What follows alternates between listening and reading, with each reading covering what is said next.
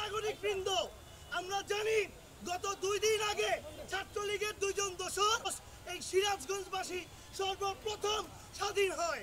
আলহামদুলিল্লাহ। বক্তব্য রাখছেন বৈষম্য বিরোধী ছাত্র আন্দোলন সিরাজগঞ্জ জেলা শাখার সংগ্রামী দায়িত্ব করেছেন বৈষম্য বিরোধী ছাত্র নেতা মুনতাসির মেহেদী সহ আজকে বিভিন্ন রাজনৈতিক দলের জানোয়ারেরা ছাত্রলীগেরা আজকে কোথা থেকে সাহস পেল লিফলেট বিতরণ করার?